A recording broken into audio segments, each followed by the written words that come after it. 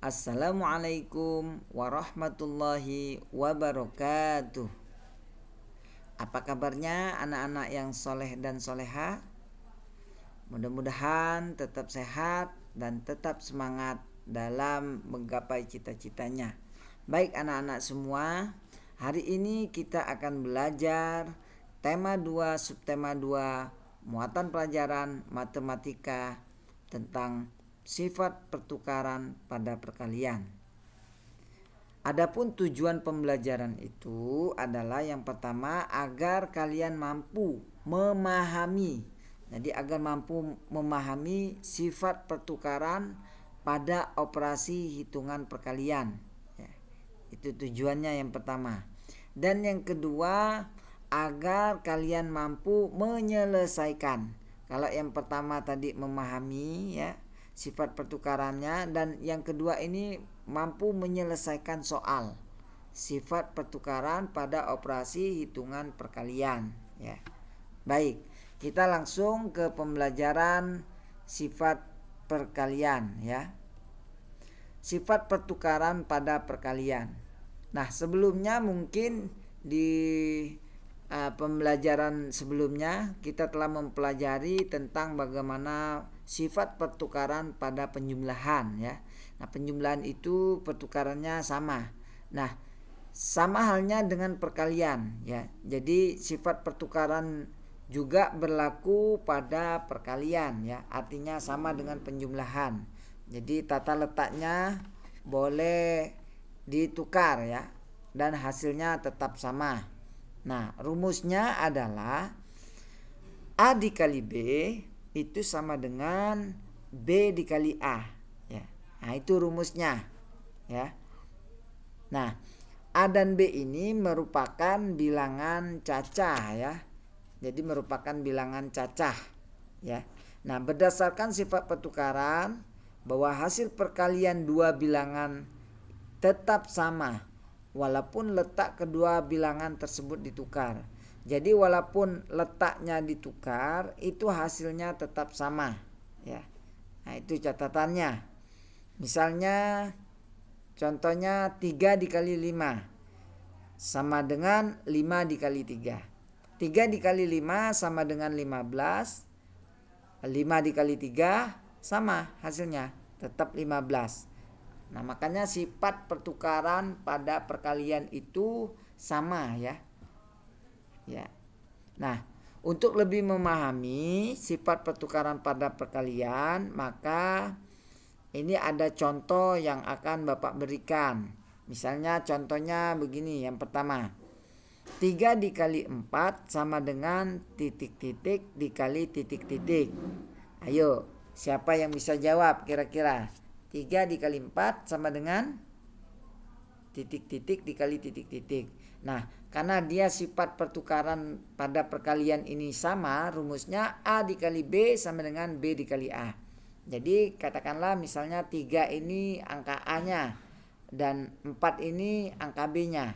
Berarti A dikali B sama dengan B dikali A. Jadi hasilnya 3 dikali 4 sama dengan 4 dikali 3 ya. Nah ya, itu contohnya. Jadi sangat mudah sekali ya, tinggal kita tukar posisinya. Walaupun tetap kita tukar posisinya, hasilnya tetaplah sama ya. Nah, contoh berikutnya.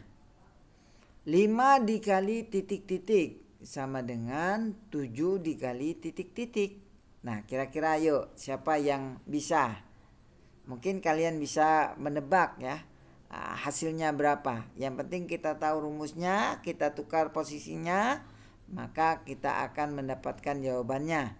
Jadi 5 dikali titik-titiknya isinya berapa? Ya, betul ya, 7. Jadi 5 dikali 7 sama dengan 7 dikali 7 dikali 5 ya.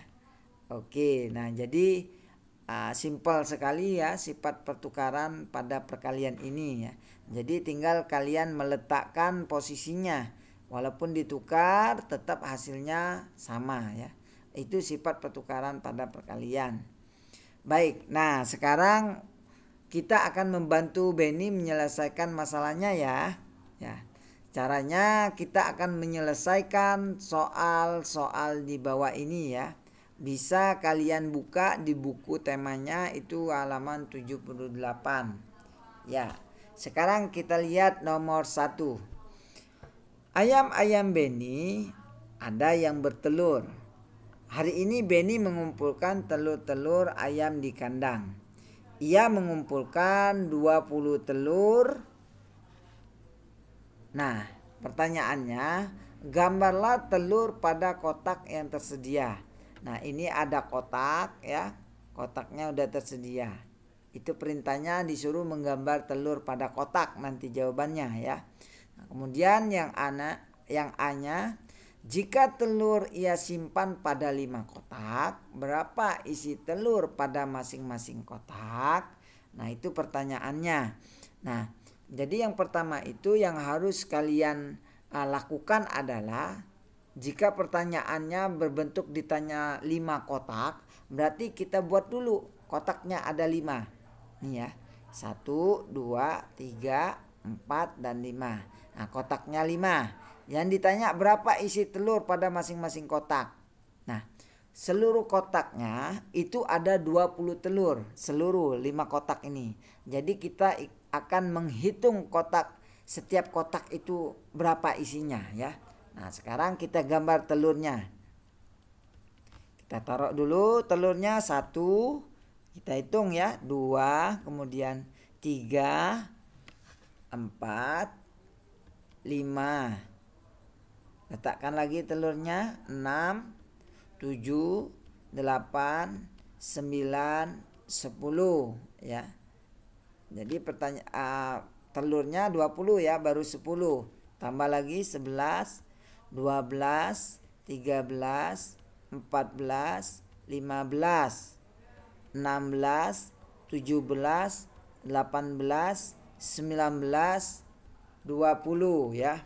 Nah, ada 20. Nah, ini semuanya ada 20. Nah, pertanyaannya adalah jika disimpan pada 5 kotak. Nah, 5 kotak ini ada 20 telur isinya. Berapa isi telur pada masing-masing kotak ya? Jika telur disimpan pada 5 kotak, maka tiap kotak berisi. Nah, berarti kita akan hitung setiap kotaknya ini. Ada berapa? Ayo coba hitung setiap kotaknya. 1, 2, 3, 4 ya. Kotak ini 4, kotak pertama. Yang ini 1, 2, 3, 4. Kotak kedua juga 4. Kotak ketiga juga 1, 2, 3, 4. Kotak keempatnya 1, 2, 3, 4. Dan kotak kelima 1, 2, 3, 4. Nah, jadi tiap kotak ini isinya ada 4 ya, berisi 4 butir telur ya. Nah, jadi tiap kotak 4 butir. Jadi 4 ada 5 kotak. Kalau yang sudah hafal perkaliannya sangat mudah ya. Jadi 5 dikali 4 sama dengan, udah tahu ya, kita dapat menuliskan dalam lambang bilangan. Jadi untuk menulisnya, karena kotaknya ada 5, kita letakkan kotaknya dulu ya. Ya, kita letakkan ada 5. Nah, setiap kotak itu ada 4 telur. Kita tulis 4 telur. Nah, 4. Nah, jadi hasilnya sama dengan 5 dikali 4 sama dengan, iya betul, 20 ya. Nah, jadi begitu ya cara menyelesaikan bagaimana perkalian pada soal cerita ya. Nah, jadi anak-anak semua, jadi harus kita pahami bahwa sifat pertukaran pada perkalian ini sama rumusnya. A kali B sama dengan B dikali A ya. Nah, begitu ya. Oke, yang terpenting adalah bagaimana kalian kalau sudah hafal perkalian ya, perkalian 1 sampai 10 sangat gampang ya, sangat mudah sekali untuk kita menyelesaikan soal perkalian ya. Oke, baik anak-anak semua, pembelajaran kita pada hari ini sampai di sini dulu ya. Mudah-mudahan kalian bisa memahaminya ya.